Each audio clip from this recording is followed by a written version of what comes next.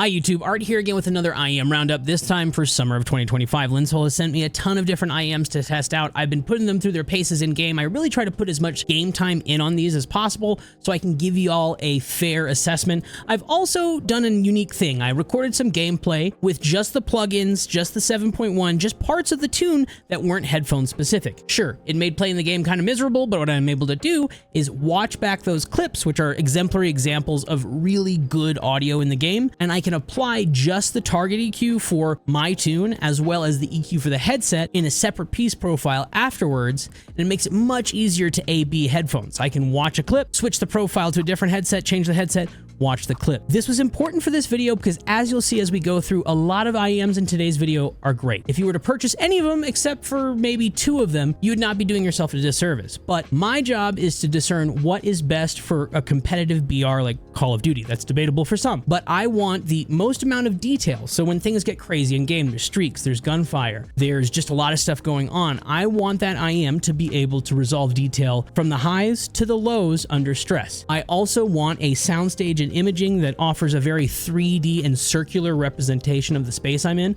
My tune helps a lot with that. If you have more questions about that, I'll link the playlist down below for the full Warzone tune. I want an IEM that can represent that space as best as possible. So those are the things that I'm really after. Music comes next because I do listen to a lot of music while I'm streaming, while I'm doing appointments, which I will also link down below, but I'm not going to touch on that too much. I'm going to try to shorten this video up, even though I'm rambling right now, and I'm going to try to just kind of blaze through the ones that weren't so good and get to the ones that I was really excited about. As always, the tier list will be updated down below. The order does matter, and if you click any of those thumbnails and open them, you'll see the music rating inside, as well as some notes about the construction of the IEM and links to purchase. I'm also not going to touch too much on accessories. Most of these IEMs come with a nice case, a decent cable, and nice tips. Now, I'm a big proponent of getting your own dedicated cable because you can get some really nice stuff on Amazon. I have a custom cable from Hart Audio, which I'll link down in the description below. No sponsorship there. I just really like his stuff. It's modular. And tips. At the end of the video, I'll share with you some new tips that I found that I find really, really comfortable, and those will be linked down in the description below. We're just going to get the 2 meh IEMs out of the way. The first one is the Meze Alba. Meze sent me those a while back to test. I put them through their paces. They are just a single dynamic driver IEM. They come in this really nice metal chassis that kind of looks like a turbo from a vehicle. They're nice, they're comfortable, they're very small. So if you have small ears, maybe you have cauliflower ear, this might work really well for you because they do sit very shallow and they're very lightweight. Comes with a nice cable, a nice case, some basic tips. It's nothing special though. It's kind of flat sounding. The tuning is a basic deep V tuning, so you got a lot of bass, reduced mids, a lot of high end, but there's nothing really special in terms of the soundstage and imaging or the tuning that really speaks to gaming, in my opinion. It's okay for music, and for somebody that wanted like a very tough IEM that is metal and small, this would be great for you. This is going to be mid B tier because it is only a single dynamic driver, and it is going for a little bit of a high price at around $159. The next kind of meh IEM is the Apevoix Grit. I think that's how you say it. This was a big request in my Twitch chat, on the YouTube comments. It is a 1 dynamic driver, 4 balanced armature, and 1 bone conduction driver IEM, and it retails for $230. I found this set to be really mid-forward and that kind of congested sound like the KE4s that I've reviewed in the past, and it's not something I like. I find really forward mids that are nice for like warm guitar parts or warm vocals don't really speak to in-game detail retrieval because that warmness just kind of crowds the whole mix and doesn't allow you to hear a lot of the details going on. The redeeming factor for these is their soundstage and their imaging. It is very 3-dimensional. Verticality was easy to determine, and it was very deep and 3D sounding, very much like the Xenns T Pros. But that doesn't mean anything if the mix is too crowded, if the tune is too crowded and mid-forward. So I would miss sounds, and there's no point in having a good soundstage if you're never to hear the sound. Another thing, we're going to talk about some other IEMs in a future video with a bone conduction driver. These are a really unique driver. So they're attached to the body of the IEM, and they're actually made to vibrate the shell of the IEM and vibrate your head. They make a really interesting ring sound. Right now, if I was to wear a set, I'd be speaking, and the vibration of my voice through my head would cause like a little ringing that would happen.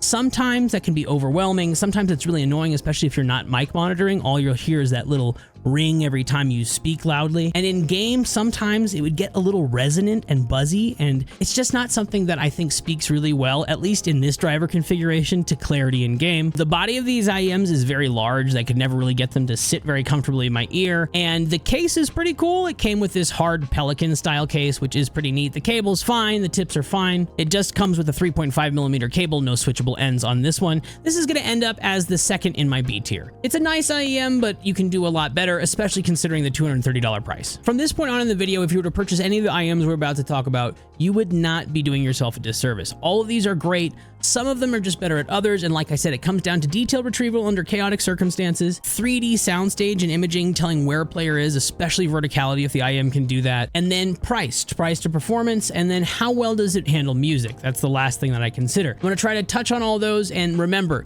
the IEMs are sorted in order. I did my best to sort them all out, so let's just get right into it. The next one we're going to talk about is the Yanyin Canon Pro. Now, this is a 1 dynamic driver, 6 balanced armature IEM that goes retail for about $400. The tuning is really similar to a lot of the IEMs that we're going to talk about today. It has a nice bass presence, it has good detail retrieval, but my issue with this one, it was pretty flat sounding. I couldn't really tell depth, I couldn't tell verticality.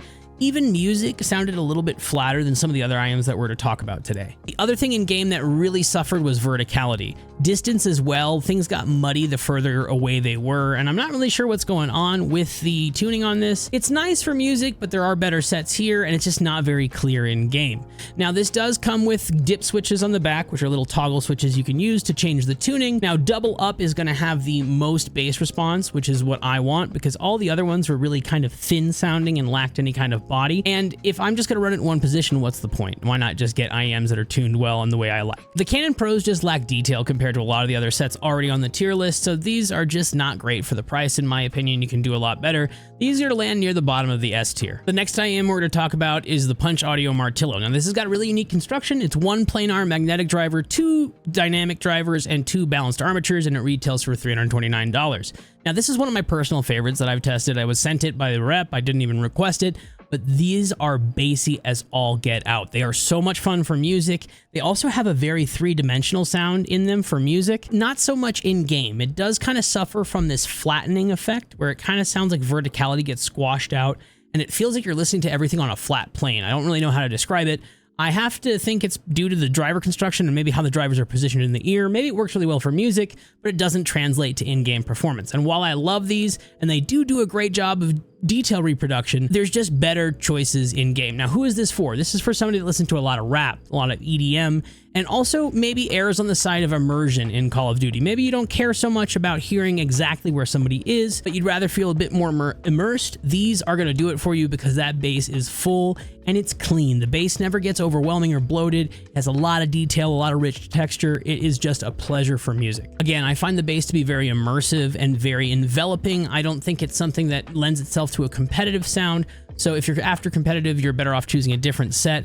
But like I said, if you're into immersion, you're playing other story-driven games, you're listening to a lot of bass-heavy music or music where you want that low-end texture, these are going to be a great set. They are a little on the big side, but I have found the construction to be really nice and really comfortable. They just sit in your ears a little bit differently, and we'll talk about some ear tips at the end that really help with this kind of style of IEM. It's also going to work for the T Pros as well. Now, as far as tips, it does come with some basic tips. It comes with a really nice case, a nice cable that has a both 3.5mm connector and a 4.4 Pentagon connector. Now, that's a balanced connector that you're going to have on a nicer amp or a DAC. Don't worry about it if you don't have it. The 3.5 will work fine for you. These are to fall just under the Top Pros, which we'll get to later in the video, in the S tier. Next up are the Kiwi Astrals. These are a 1 dynamic driver, 6 balanced armature IEM that goes for $299. The tuning on these is very similar to the T Pros. They're actually very similar in the T Pros in a lot of ways, but the high end, the treble, is not quite as bright and tinny as the T Pros, and the mids are more forward, which means for rock music, for vocal heavy music, for acoustic instrument heavy music, there's a really nice fullness to a lot of that, and it does have an excellent soundstage and imaging. It is up there with the T Pros. I found myself playing with these and being able to hear things pretty well, and knowing exactly where they are, it was kind of easy to center on where the cue was coming from. But if I'm putting the two against each other, I'm going to pick the T Pros, because the T Pros have the edge in that 3D sound department, and they also just retain way much more detail reproduction across the whole sound spectrum. The bass is more detailed. The mids aren't quite so forward, so it doesn't make the mix sound so crowded, and the high end is nice and crisp with just being on the edge of being too tinny, and I find that to be a really nice dry analytical sound. The Astrals are on the warmer side, so this means, like, if you're going to do music, if you're going to consume more media, and you want a more immersive experience that's not as bassy as the Martilos, these might be great for you. Well, the shell on these is pretty large. It's just on size with the Martilos, but it's shaped a little bit differently. It's made to reach more into your ear, so this might not be comfortable for some people. I also found it to get really, really warm. It feels like it might be a big chunk of solid resin there without like a bunch of hollow shells on the inside to dissipate some of the heat. The T Pros are aluminum, which I find to dissipate heat really well, and they stay kind of cool in your ear. So long sessions, for me at least, are way easier in the T Pros than a full resin IEM like most of the ones we've talked about today. These come with a nice case, a nice cable with the 3.5 and the 4.4 swappable connectors, and some basic tips. For the price, I personally would spend the extra $40 to $60, depending if they're on sale or not, and just get the T Pros. The level of clarity and the level of positional information, just today while I was playing on stream, I went from another set of IEMs back to the T Pros, and immediately the next game I was centering on people. I knew where people were vertically. There's just such a difference in clarity with the T Pros compared to so many more. Why spend $300 on the Astrals when you can just spend 40 or 60 more and get the best? These are going to go somewhere in the middle of S tier for me. The next IEM is the Ziigaat Luna. Now, this is a 6 balanced armature IEM, so no dynamic drivers, no other driver types, and I was really pleasantly surprised by this. This kind of feels like the evolution, like the next level of what the Orchestra Light was. The Orchestra Light was really detailed due to its all balanced armature construction. They're very fast, they're very precise. What it lacked, and what IEMs have done since that IEM has come out, is they've done a much better job at representing 3D space, at imaging, at texture across the board, and making things sound a little bit better in place. The Orchestra Lights can sound a little flat compared to some of the things that we have out now, and that's what the Lunas do so well. They have great depth, they have great detail reproduction. They're right up there with the Orchestra Lights in terms of reproducing detail, but the bass is just so much more fuller and textured, and that three-dimensional sense is way, way better than the Orchestra Lights. Now, the imaging and circularity of the Lunas, it's up there with my top two, the T Pros and the M3s. It's a great three-dimensional circular sound that doesn't ever get floppy from ear to ear. What does hold it back compared to the others is that, like the T Pro's way better in the fringes. It has more detail higher and lower. And the M3 just has a little bit more punch to it without being too bloated. You get a lot more sub bass, which helps with the immediacy of sound cues like footsteps. The Luna doesn't quite touch that. And because that and the clarity's as good, if not better, on the M3 and the T Pros, this is going to fall a little bit behind. The Lunas are going to bump the Arites out of the top 3, but it does not mean they are in the top 3 because the next IEM is going to take that title. The next IEM and the new number 3 on my tier list is going to be the Kiwi ear Septets. Now, this has one of the weirdest driver constructions I've seen in an IEM, and I'm actually have to look up at my notes to tell you what it is. It is a 1 dynamic driver, 4 balanced armature, 1 microplanar, and 1 piezoelectric driver that retails for $270. Now, when I first got these, I kind of wrote them off. I plugged them into my amp and they were very quiet. I was actually being a little weird about turning them up loud enough, so I moved on to another set. While I was wrapping up this video and trying to get everything in line, I realized that while most of my IEMs I can run on low gain at like 50 to 60 on my amp, I had to crank these to 80, almost 90 to get them loud enough. Now, that's going to be the first negative. I don't think these are going to work great for somebody that wants to take them out on the road and uses them with a little mobile DAC or maybe a USB-C dongle. Those are not going to be loud enough. You're going to need some kind of dedicated DAC amp like the G8, like an SMSL, something that can deliver enough power, because these are very power hungry. It makes sense because there's 4 different types of drivers in there. Every time you add a new type of driver, the power consumption goes up, and these need a lot. So that's not going to work for a lot of people, not plug and play like a lot of the other IEMs on the list. Their saving grace is their detail retrieval. Straight up, I heard things under chaotic situations that I didn't hear on any other IEMs, especially when I was doing the A/B testing in Premiere with the clips and the EQ thing that I talked about at the beginning of the video. There was just so much detail retrieval there. Why isn't this higher for me then? Well, the soundstage and imaging was not great. It could be a little floppy at times, and it was kind of two-dimensional, kind of like the Orchestra Light in that way. But the detail retrieval is so good that it kept it in the 3rd place. Now, compared to the Arete, which it knocked out, the detail retrieval is just beyond. I do find the soundstage to be a little bit wider than the Arete. The Arete can feel a little cramped sometimes, and so I do think this edges it out. But again, there were some times where just the immediacy of audio cues wasn't there for me. The bass is nice and textured, but it's not like super full and in your face like a lot of the other IEMs that we have, and so the impact wasn't there. And also, just distance and verticality was really hard to tell. I could hear where something is. I knew somebody was running up on me, but I just didn't really know where from. It's something I could get adjusted to, but just how much you can hear under chaotic situations really pushes those up the list for me. As I kind of alluded to, there is good bass response on the Septets, but it is predominantly a kind of tinny, bright sounding IEM. Now, I like that for its analytical sound. That's why the detail retrieval on this is just so beyond, but the piezoelectric, the microplanar, the balanced armatures, all those different drivers in this IEM are gonna be on the more tinny side. So if you're sensitive to high-end sounds and you like a warmer, less bright sounding IEM, these might be a pass for you. Like I've said a bunch, I do think the detail retrieval just puts these at another level, only limited by their 3D soundstage or lack thereof and their lack of verticality. Now these are advertised also as an open back IEM. If you look at the construction, there's kind of a grill on the outside. I don't know how an open back IEM really works, because to get a good IEM sound, you need to have a good seal in your ear. And any air leaking out is going to be contradictory to that. So I found these to be very breathable, and I could hear maybe 15% more of what's going on around me. But if you're expecting some type of fully exposed experience from this open back IEM, I wouldn't expect it at all. It just doesn't work that way. The other nice thing about them being open back is the ear pressure that you get with IEMs sometimes, which it's like a plunger effect almost on your ear, is totally non-existent with these. You can put them in, it makes a nice seal, but there's none of that tugging on your eardrum at all. These don't edge out the M3 or the T Pro, because those two IEMs do such a good job with 3D space, with distance representation, and with detail retrieval. It's just so much more worth it than this set. But if the lack of ear pressure, if that open design and the really interesting driver layout and the detail retrieval is appealing to you, this is going to be a great option for you. It also kind of falls in between the $200, $250 price range and the $320 price range that most of these other IEMs fall into. I'll note again, these are very power hungry. You need a dedicated audiophile piece of equipment to drive them. Don't expect them to run them off a mix amp, which you shouldn't be plugging your IEMs into anyway. The next IEM, the last IEM we're going to talk about today, I have been asked probably about more than any other IEM. After the popularity of the T Pros, everybody wants to know, Art, how are the Xenns Mangrid Top Pros? The Xenns Mangrid Top Pro are their new flagship model, coming in at $500. They are a 2 dynamic driver, 8 balanced armature IEM. That's right, they have 10 drivers per ear. A lot of people think, I used to think, I was very guilty of it, high driver count equals high performance equals high detail retrieval. I wish that was true for this case. A lot of people reviewing in the space love these, and because I didn't, I kind of feel crazy. I probably have the most time on the Top Pros of any IEMs in today's video, just because they're the top dog. They're made by Xenns. We love the T Pro. Why wouldn't more drivers and the Top Pro with some revisions be better? It seems to me they traded some of the clarity and some of the detail reproduction, some of the imaging and soundstage, that real depth 3D sound that I love about the T Pros, for a kind of polished tune. So in music, everything sounds perfect. Vocals are just forward enough. There's a lot of detail in the high end. It's not as harsh in the high end as the T Pros. It's a warmer sound.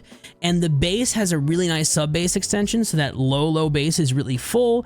But because of that, you're losing some of the detail. So in my mind, they traded a lot of that detail reproduction, a lot of that 3D sound, for this kind of finished, polished tune for music listening. And that is totally fine. But it just seems like this isn't really aimed or usable in the gaming space with any kind of value. For me, the T Pros sounded more three-dimensional. They sounded a lot more detailed. I could hear things when things got crazy that I just missed on the Top Pros, because they traded, again, that detail for that finished sound. And so it kind of polished everything into a nice finished mold, but you lost a lot of details along the way. And for $140 to $160 more than the T Pros, in my mind, they got to blow them out of the water, and it just wasn't there for me. Because this is a nice warm IEM compared to the kind of analytical dry IEM that the T Pro is, this is again for somebody that maybe plays a little bit of Call of Duty, plays some other games, and listens to a lot of music, because these are really, really great for music. They're like S++ for music. They were such a pleasure to listen to my headphone playlist, which I'll link down below. I actually have it on Tidal now as well for all your music snobs. It was great in music, it just didn't translate to game. With the price difference on this, you could get the T Pros and a nice standalone mic like the Wave 3, or you could get the T Pros and the G8 DAC, so you can do my tune without needing 2 pieces of software. It's just a better place to put that extra $140 than into an IEM that's kind of fuck you money. I just don't think it's worth it. Another difference is the T Pros are an aluminum shell, and the Top Pros are going to be an acrylic shell. Now, the acrylic for me, it gets hot. I don't really like how it holds heat. Even right now, I'm wearing an acrylic set. It's kind of warm in my room, and it's just getting really warm. If I put the T Pros in, especially after having not worn them, it's like a cold pillow. It's amazing. And as you're wearing them for longer, that aluminum sucks the heat away from your ears and dissipates it instead of holding it like the resin does. So at $500, less detail retrieval, less 3D sound, I'm going to go with the T Pros as my number one. So these are going to be a little bit further down in the S tier. Now they do come with some really nice accessories. They come with a beautiful case. They come with a cable with a 3.5mm connector, a 4.4mm connector, as well as a 1/4-inch adapter. So they have you covered on all connection types. It's a really nice cable, really lightweight. It also comes with a selection of tips. There's some wide bore, some narrow bore, and some foam tips. Really nice accessories with this, but you'd come to expect that with a $500 IEM. So to round it out, let's just talk about what are my top 3 in the tier list right now. At number 3 is the Kiwi ear Septets for their detail retrieval. Number 2 is the M3 at their value. They're great value right now with the summer sale and my discount code ART. It's $180, $183 shipped, which is insane. And then the number 1 goes to the T Pros. Nothing touches these. They're comfortable. The detail retrieval is insane. The 3D-ness of the sound, it's kind of like a holographic 3D sound, is just unfuckwithable. I really enjoy them. They're going to remain at the top of my list. We already talked about Hart audio cables. Those are going to be linked down below. On my tier list, I also have some basic cables, longer cables. Those are going to be at the very bottom of the tier list. But let's talk about some ear tips. I will include those on the tier list as well and in the description. These new ones that I found for shallower IEMs like the T Pros, the Martilos that have a wider bore and kind of sit shallower in your ear. These are the Divinus Prism wide boards. Now these are kind of a short stubby ear tip, and I find they work really well for those short stubby IEMs that need to sit a little further out. Now both sets of tips that I'm gonna recommend today do include this new liquid type of silicone polymer, LSP. I'm guessing that's what it stands for. Correct me if I'm wrong down in the comments down below.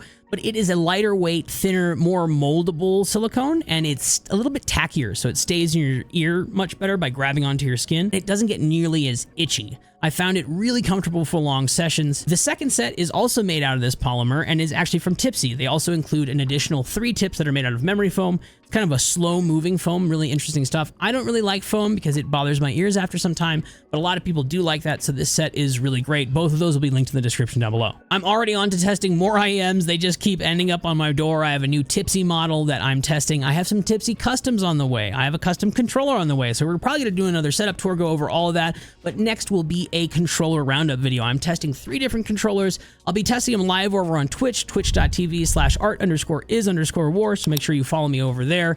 We're going to put the controllers through their paces. There's some super high refresh rate stuff, some really interesting stuff, so make sure you're subscribed to the channel with notifications on so you know when I upload that video. And until the next video, I'll catch y'all later. Peace.